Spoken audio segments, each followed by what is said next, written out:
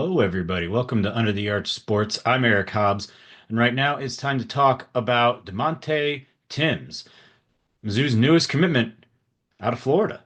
Before we begin, please guys go ahead and subscribe to the YouTube channel and find us on Facebook, Instagram, X, and on Spotify. All right.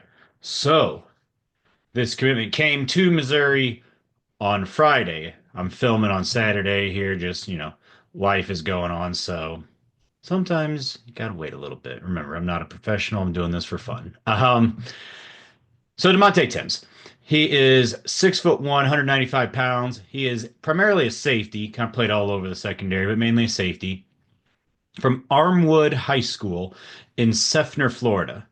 That is just kind of on the eastern outskirts, maybe a little outside of Tampa. So a little bit of geography lesson for you. Now, he is a consensus three-star, depending on your service of choice, 24/7 on three, whatever. I think 24/7 is kind of the highest of the three stars, but all kind of solid, right in the middle, three-star. Kind of a guy here. 2024, 29 tackles, 5 passes broken up, 3 picks, and 2 sacks. Now, this commitment was not really much of a surprise for Missouri. A lot of people, like on Power Mizzou, for example, had been predicting this, and the commitment comes pretty much right after an unofficial visit to Columbia. He visited on the 2nd, committed on the 4th. So, yeah, not much time wasted there. Kind of almost had his mind up, and that kind of solidified things, it seems like. He is expected back for an official visit in June. They do have other visits listed for him, and in this day and age, it's rare that a guy says, "Yep, I'm totally done."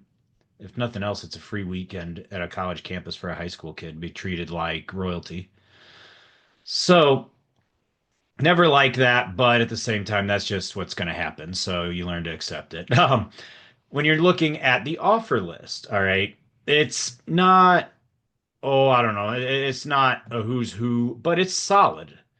You see Iowa, Iowa State. You see a little bit of SEC flavor with Ole Miss and Vandy. Um, I value for a defensive guy. I value an offer from Iowa. I value an offer from Kansas State. Those guys know how to ID talent on the defensive side of the ball and how to ID guys who really can fit in a system and will work with fundamental defense. And that's really what Missouri kind of has to be. They can recruit at maybe a little bit higher level, but they're never going to recruit, I don't think, at the level of an Ohio State or Georgia for, an entire recruiting class. So you need guys that can be coached up in fundamentals.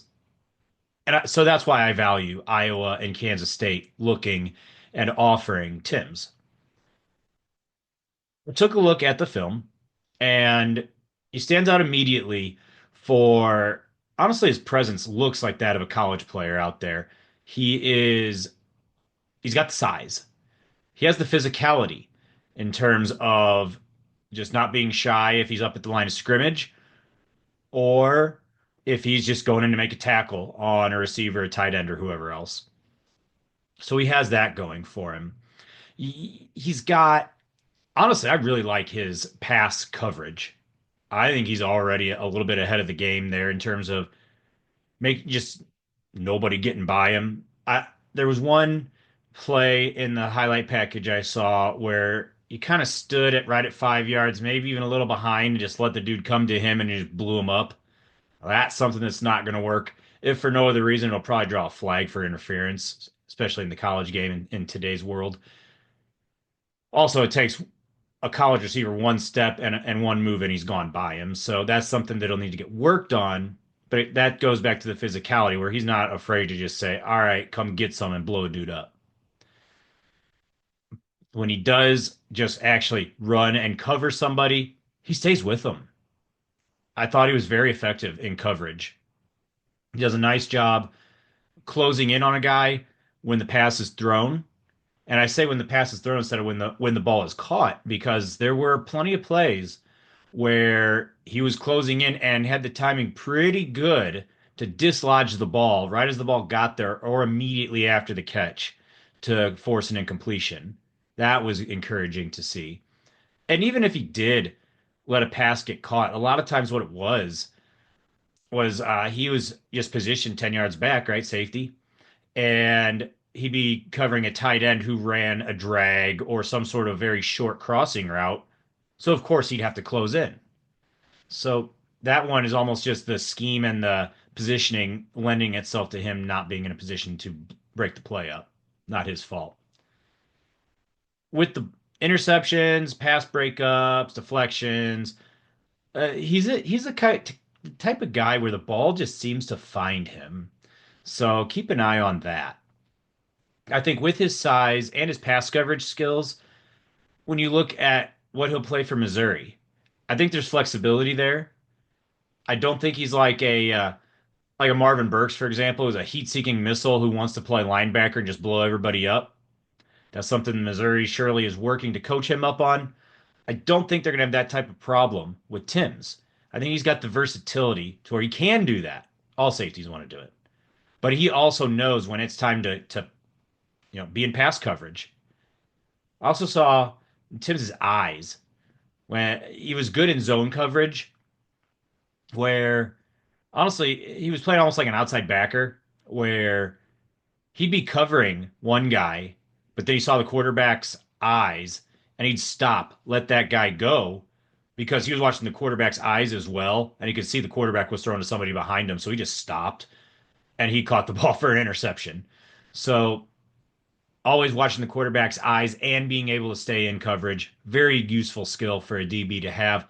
He's got it already. Now, what does this mean for Missouri? Well, I hate to do it, but we've reached a point where high school commits, I don't know that the enthusiasm is the same just because of how prevalent guys out of the transfer portal that has become. We'll see what comes of Damonte Timms here, but frankly, it's 50-50 that he's in the portal in a couple of years. That has nothing to do with him one way or the other. So, yeah, there isn't quite the enthusiasm that there once was. And that again, that has nothing to do with Tim's. That's just the reality of college football anymore, college sports. He's the second commit. For all that said, he's the second commit for Missouri. The other one being Anthony Kennedy Jr., the D lineman. You know, some people might be freaking out, like, "Gosh, spring ball's over. We're into April. This is only the second commitment. Where is the rest of the recruiting class? You still need to sign 20 guys." Take a breath. This is kind of normal for Missouri, at least, and that class ended up pretty solid. The reason I say that, one, that June official visit weekend is what Missouri does. Right around the beginning of summer, they have a huge official visit weekend. Looks like the 20th or so of June. After that, I think you're going to look for a flurry of commitments around July 4th. It's what happened last year. It's kind of becoming the schedule for commitments at Missouri. So listen, if I end up in Colorado, maybe you'll see me in a random cabin again this year around July 4th with a bunch of recruiting videos like you did last year. Um, the second reason to not freak out goes along the lines of the schedule. If you don't believe me, last year, right at this time, Matt Zollers, QB1. I say one because he was the first recruit in the class of 2025. He committed April 5th. This guy, he's number two on April 4th. So, no reason to freak out. The class will be there. It will probably be somewhere between 15, 25 in the country class ranking. We'll see. That's all I've got for you guys this time. Keep tuned here under the Art of Sports. We're going to have you covered as this recruiting class fills out and as the Cardinals, maybe they're good, maybe they're not. Hey, Battlehawks. Also the Blues. We'll see if they ever lose again. Until next time, thanks for watching.